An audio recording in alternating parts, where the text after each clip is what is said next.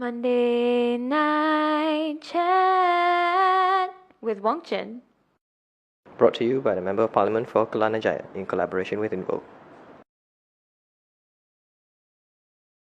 Hi, welcome to Policy Monday. This is part 2. Part 1 was really, we provided a historical narrative of the Malaysian economy. So part 2, we're going to talk about the future. As I said earlier in the previous week, we said that in order for us to chart the future of Malaysia, we need to understand how we came about to where we are today. Yeah? So the historical part was important.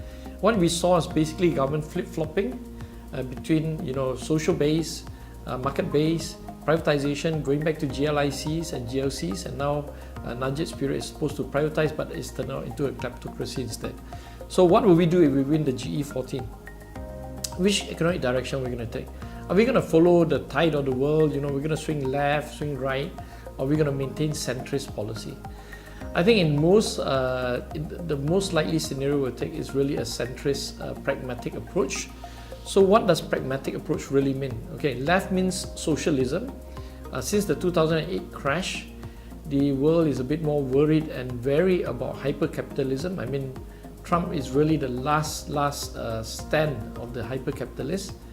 There's a big movement towards more left-wing policies.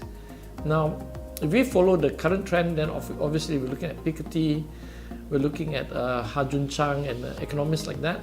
Then we're going to try and moderate a bit more, not too much to the left, but more to the central, which means we're looking at the pragmatic model inspired by the Nordic countries' so-called social market economies, right?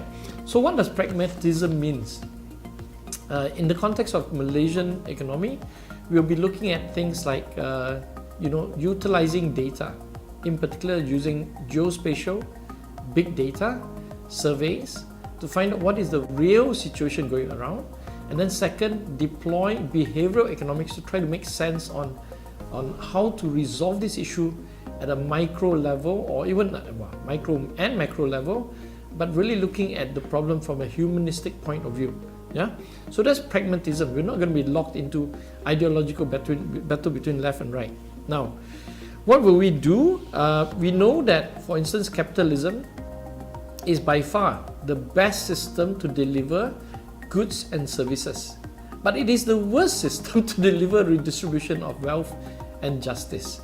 Yeah, and we don't expect capitalist models to do it, because simply corporations are designed there to maximize profit and to make money for shareholders. So it's not in their DNA. So the symbiotic relationship between corporations and government is essential. Corporations drive the economy, make money. The government is supposed to make sure that this drive does not convert into an evil thing such as extreme greediness. Yeah, the government is there to pull it back and to regulate these industries and these businesses, and then redistribute the wealth by way of laws or by direct handouts and even support to the poor working class. Yeah, so that is the pragmatic approach that I think we're gonna take. Basically, what it means is, we have to get the best from capitalism and get the best from socialism, and as I said earlier, go on the social market economy model. What does it really do? How do we do this thing? First, we have to identify at the very top what is the problem facing in the country. Beyond the political issues about human rights, democracy and stuff, and accountability, what people really face on the economic level is basically desperation. Economic desperation in I think close to about 10 to 20% of the society are economically difficult or very difficult, desperate situation. So you have relative poverty issues. Second, we have massive gap between the rich and the poor, so inequality is a big problem. And lastly, if we're part of the globalized world, then we're facing economic climate change issues, right? So the tools to do this is quite simple. First, you must have a clean government. Second, you must have a clever government, which means talented technocrats in government that studies big data and behavioral economics. And the third one is basically we need a hardworking government, a government that has the ethics to deliver and to work hard. And I suppose the fourth item will be a little bit of luck. Okay, some people say you make your own luck.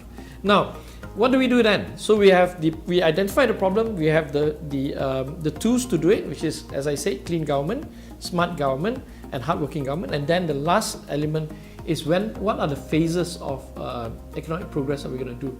What are we going to tackle first? It is pretty obvious. We have to tackle human-based problems, which is inequality and desperation. That comes first. If we can't tackle that, we can't go on to tackle the environmental problem and be part of the world in finding a solution for global warming, right?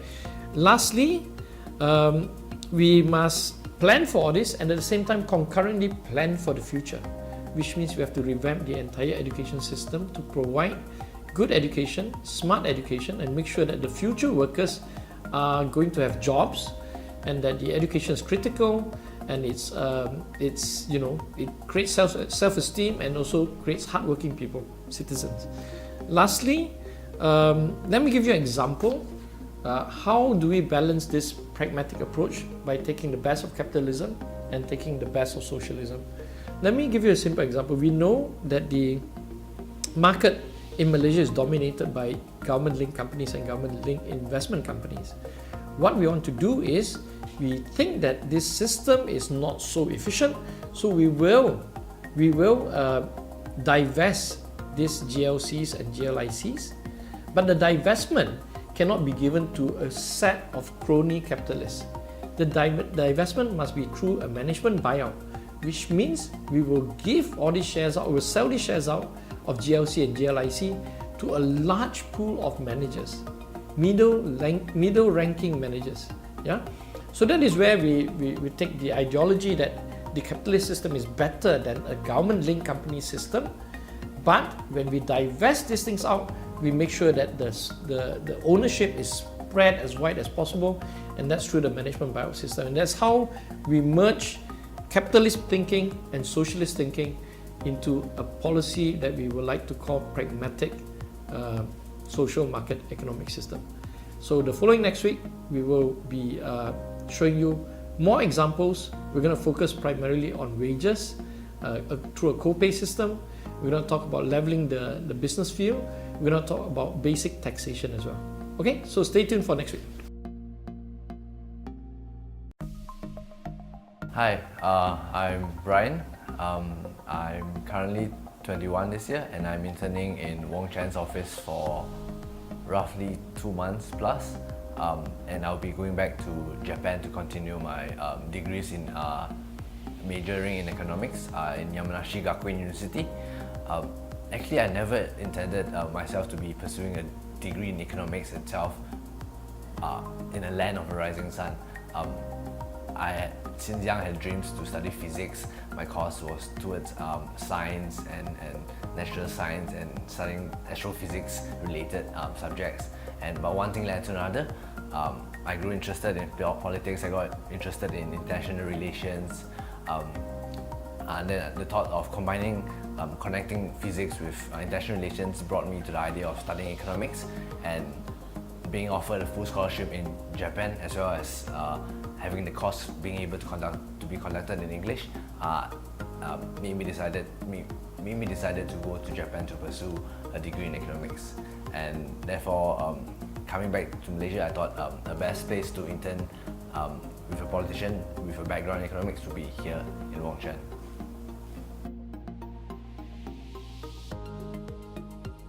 Hey everybody, we're from the P104 office, and as you can so clearly see, Wong Chen is with us today. So, together with Wong Chen, we're gonna sing a Chinese New Year song to help you be on your merry way as you celebrate this auspicious occasion. Hit it, Cynthia. 条大街小巷，每个人的嘴里，见面第一句话就是恭喜恭喜，恭喜恭喜恭喜你呀，恭喜恭喜恭喜你，冬天一到尽头，真是好的消息，晚安迎春风。就要吹醒大